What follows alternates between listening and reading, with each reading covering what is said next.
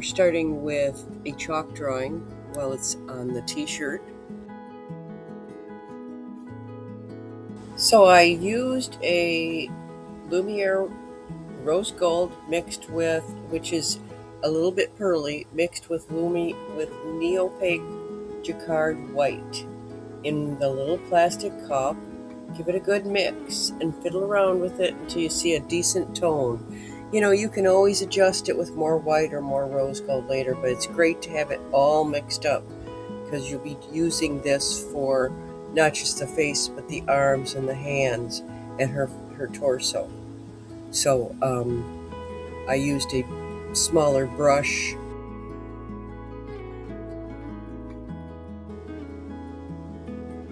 Next, we're going to use the magenta in the opaque, the neo-opaque series. It's magenta, and the other color will be called Gamma Blue. And eventually we'll be getting black out, but we're gonna block in the lips and the eyes. Get a small brush out. Go slowly. You know, you can't make a truly bad mistake here. You can paint over it. Just go lightly because you can always add more. You can layer on top, especially while it's still wet.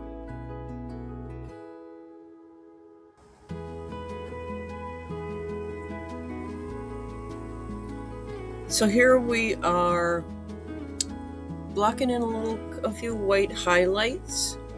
I'm using my watered down white neopaque by Jacquard. I love this stuff, and a little bit goes a long way. You can mix up your own ahead of time, or you can dab it in the white, and then add it to the water, and then go from there, or vice versa, right? We're working on the eyes and little parts of the face along the arms.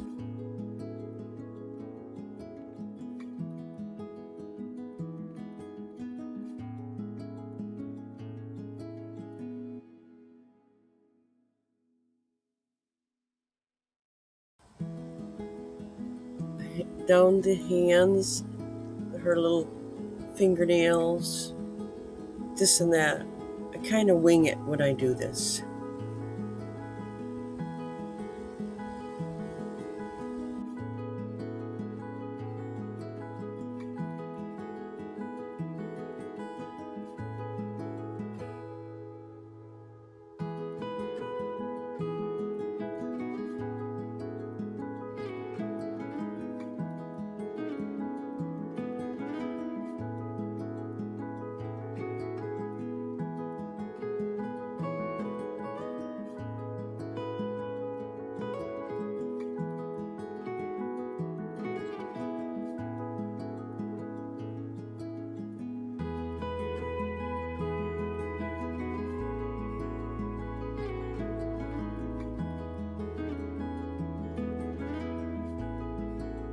We get our black, neopaque black out, put it in a little dish, add a little bit of water, get out a fine brush, your favorite little fine brush that can handle this, and do your little eyelids and the little nose details.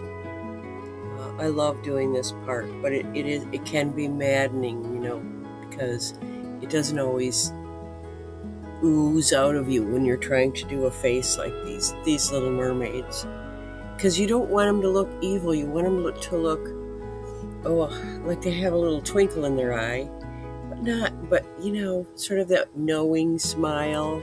I can breathe underwater longer than you can. I'm showing you the Dynaflow burnt umber because I cut the part out where I put a little bit of shadow on the arms. You'll notice it in this, and this is where we add the Gamma Blue I talked about earlier. I'm blocking in her hair now. You'll need a little bit of water. This Gamma is the neopaque and it's a little thicker, so water it down, water your brush, dip it in the Gamma, dip it in some water. Use a decent brush. I believe this is a flat brush. I like her. She's a She's a good old brush I've had a long time. I believe she's for watercolor, but don't quote me. I don't go by brush rules, do you? We're using the green Neopaque. It just says green on it, and it's a great shade of green. I have a hard time finding a green I really adore. I didn't do a thing to this green. I used it straight out of the jar with water on my brush too, just like the Gamma Blue. It's Neopaque, so you got lots of pigment to work with. Again, with the same brush. You'll notice I snuck in a little bit of white here and there, but when we're doing the hair, we're going to do about 3 or 4, maybe even 5 colors on the hair.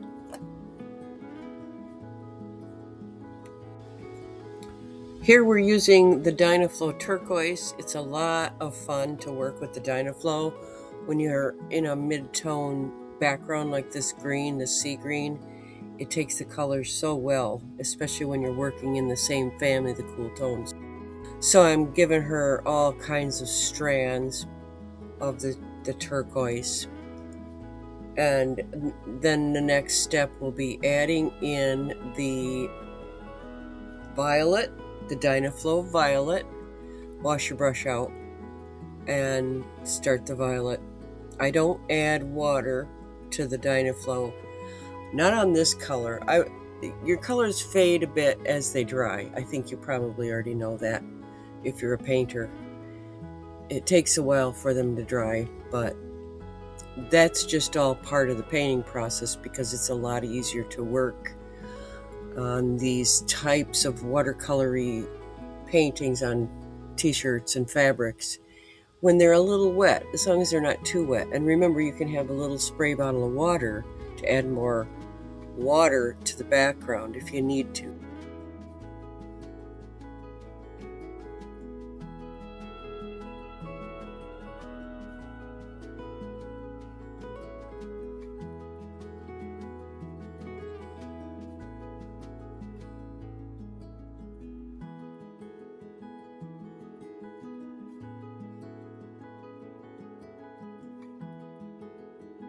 We're adding in the magenta Dynaflow, a nice watercolor, beautiful color. It comes out a little different when you're putting it on the green, and it helps to kind of blend and bring in some undertones of the pink that's already going to be in your painting.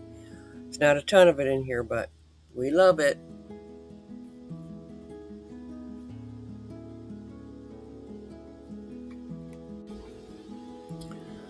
So I skipped ahead a little bit and I added more white details. It's the watered down Neopaque white that I added on top of all those watercolor shades. And we're going to do the details with the bottle of Neopaque white jacquard, and you mix it up, you get it the right consistency, play around with it, do some practice on other things that you don't care about until you get the hang of this, because this takes some time to learn. And I'm holding, you'll notice sometimes I grab a hold of the fabric because it isn't stretched as tight as some of them. It's a plus size, and sometimes I can't get them as tight as I want to. And you just keep making strands of hair. This is what pops the personality of the mermaid. At least my style does. Everybody's different. This is my style, and this is fun. And it kind of gives it a little more depth and longevity, I guess you could call it. It holds so well. After you're done with this, you'll be setting the paint with an iron. And I've heard there's something you can add into the paint that can bypass that, but I'm not sure. I want your t-shirt to last, and so do you, over many washings.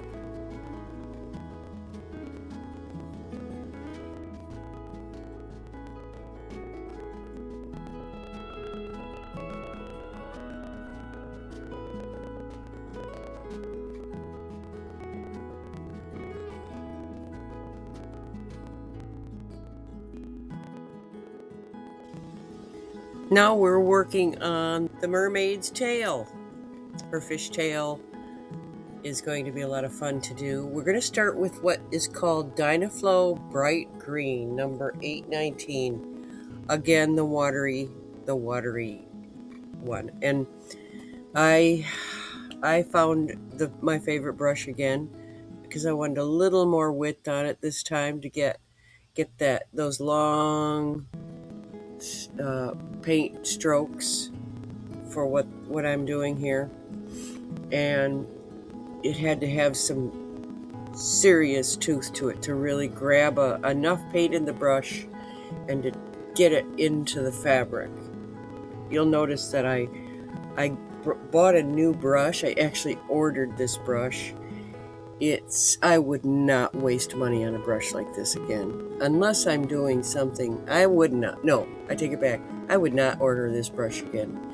I shake my finger at you. That's how you know that's the brush that does not hold enough paint for anything that I can think of. We'll see. You know I can't get rid of a paintbrush. And then we added turquoise, the Dynaflow turquoise, number 813. And we're adding that in, so we've got our green and our turquoise. And after that we're going to add the violet, number 811, in the Dynaflow.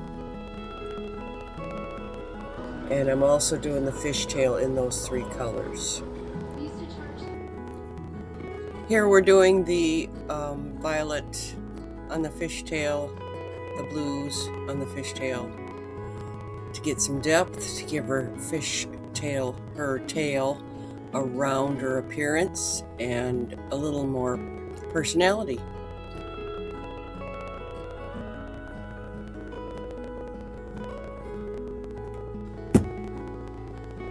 Now we're putting the white on the tail. Her lower fin. You know what I think next time I do a mermaid like this, I'm going to add more fins on her tail.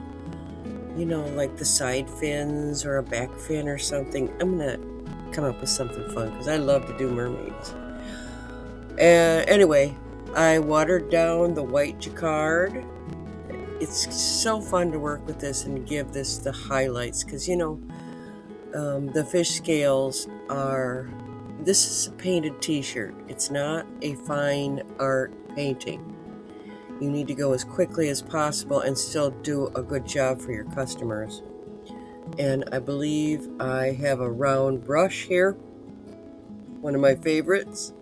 It can hold a good amount of white, but you need to get enough paint on your brush to make it worthwhile. And if you notice that it's just soaking in and not giving you some good, healthy white highlights to make that shimmer suggestion, then add more white, less water, and just keep doing it because you need that little cup there full of that stuff ready to go, so you can, because you dip and paint a lot when you do this kind of a process.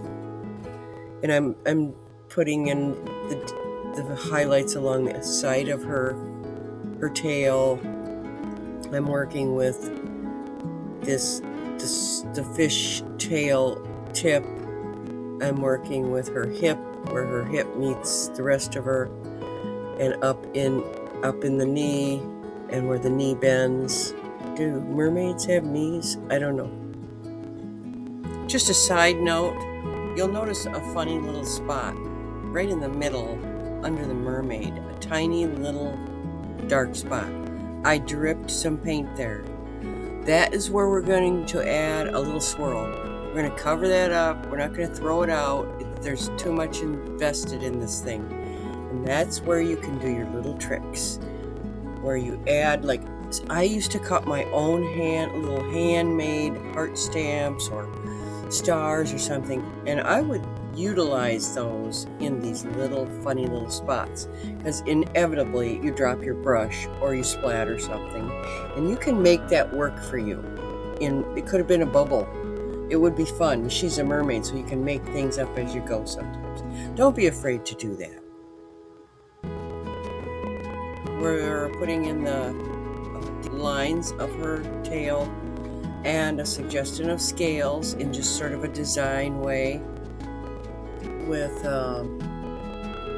some curved lines that crisscross each other. It's a t-shirt. They don't have to be perfect scales, and it just has to look fun and funky, and you can put your own stamp on how you want it to look. Take your time. This is the white. Remember, this is the white watered down jacquard neopaque in the little bottle. Shake it up really well. Remember, keep a little napkin or a rag so you can dab the tip of it. Keep the tip clean so you get some nice clean lines, and play around with it till you get it the consistency that you think is going to work really well. This is the final stages. I may speed this up a little bit so you can really enjoy the process. I'm hoping that you like her, and that when at the end that you'll see the final t-shirt on a mannequin. Subscribe to my channel. I have lots more videos to come. I think we're going to have a lot of fun together. And thank you for watching. I couldn't appreciate you more.